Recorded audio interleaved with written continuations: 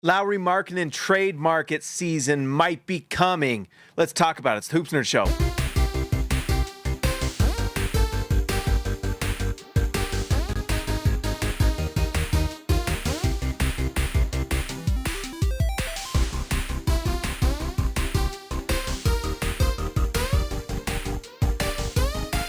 All right, guys, like always, like the video, subscribe to the channel. It's another day, another Lauri Markkanen trade mention. This comes from Mark Stein, reputable reporter with lots of connections to a lot of places. Anyways, in his latest Stein line, by the way, I was going to write something and talk about something else today, but Stein released the Stein line today, and when it mentioned Markkanen, this is what we're going to talk about. So anyways, Mark Stein says Markkanen now has 3 40-point games this summer if you factor in the 2 he posted during Finland's warm-up campaign. By month's end, he'll be back in Salt Lake City with a team that went 17-65 last season and might not be any better this season. Is this what Markkanen signed up for when he inked a 5-year contract extension with the Jazz worth nearly $240 million in August 2024? The 7-footer is entering his 9th NBA season and has still yet to play in a single playoff game. Count on Utah's phones ringing often between now and February with trade interest in the finisher. Okay, so it's interesting. There's a few things there. We've heard this a lot, but I do think it's interesting he mentions February. No one's giving like a timeline it'll happen before the season. It's not saying that it both will or will happen by then. If it does, all of this is if it does. But it is interesting that another national reporter is talking about more expectations about phone calls for Lauri Markkanen. What I think when I look at this, and it is a good reminder that Lauri Markkanen and the Utah Jazz likely have very different goals.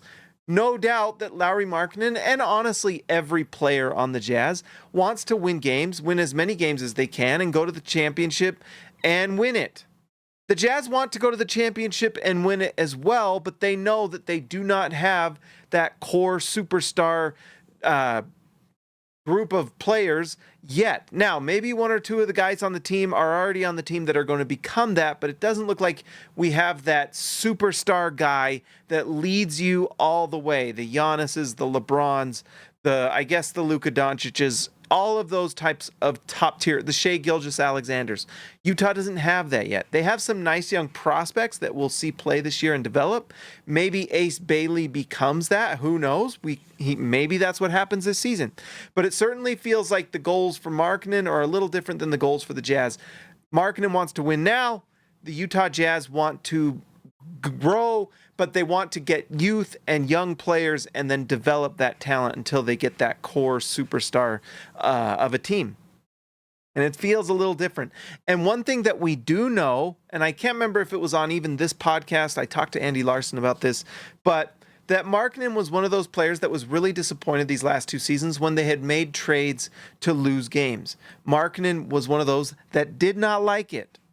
And so seeing what this Jazz team is doing, they've traded away Jordan Clarkson, traded away Colin Sexton, and traded away John Collins. Might not be happy about it. Probably something that he's not super interested in the Jazz doing because he hasn't been to the playoffs. 9 seasons, hasn't been to the playoffs. I believe he leads the league in streaks he has the longest streak for a player that hasn't made the playoffs with that many years in the league. And so he's got to be, kind of looking at what the Jazz are doing and maybe what's on the market, and I would not be surprised.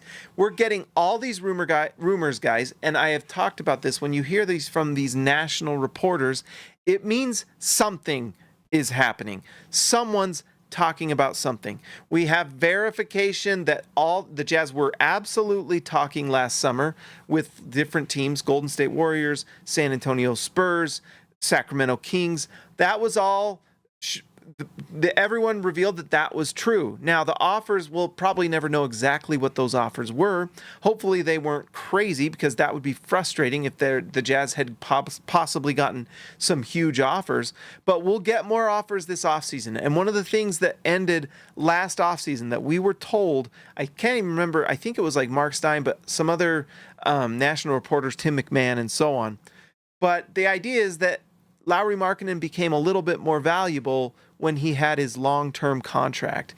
And so now that he has it, and it's a big one, it looks pretty huge when you look at it, $240 million, and it's going to be tough for certain teams out there to kind of make contracts match, especially teams that are in the apron and can't like combine players together to make a trade. So it makes it really tough. But you do get Markkanen for like 4 seasons, and that might be extremely appealing for a team like obviously the Warriors, who we know are interested in Markkanen, or a team like the Spurs, who we know had interest in Markkanen. They will get him for 4 seasons. Yes, the picks Utah might not get back might not be the greatest, but it does ensure the Jazz keep their top 8 pick next year and hopefully win the lottery and get that superstar in an upcoming draft that is filled with 3 potential number 1 guys, maybe more. It's a crazy good draft, and Utah absolutely wants to be a part of it. And we know from reporting that the Jazz want to keep that top 8 pick.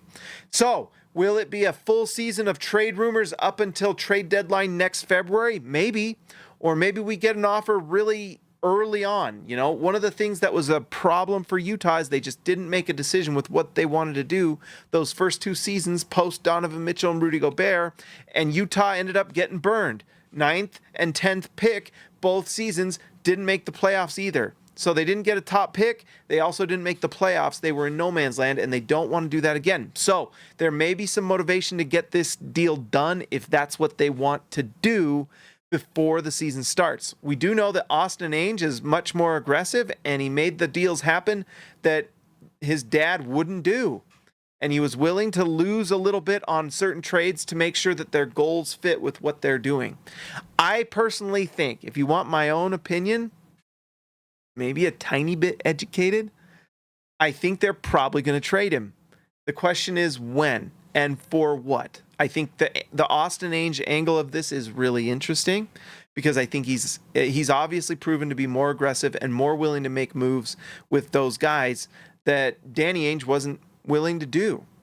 You know, I like the fact, at least from what these first initial trades, that the Jazz are making moves based off the goals for the team, and the Jazz have a clearer goal this year than the years before. I mean, last year was pretty much full-on tank, and that was good, but it was full-on tank with veterans and making signings that they probably shouldn't have done. Now they're making a much clearer objective. We're going to play to win games, but we're not going to have these veterans soaking up these minutes that the Utah Jazz youth need to have, right? So, really interesting. Another rumor. I'm sure, guys, we're going to be doing a lot of these videos. Anytime we get a rumor that drops from a reputable source, we're going to talk about it. Guys, like always, like the video, subscribe to the channel. Shout out to the All-Stars. Guess what? The live streams and post games are coming. I miss them. We're like a month away from the NBA season starting. I'll talk to you next time.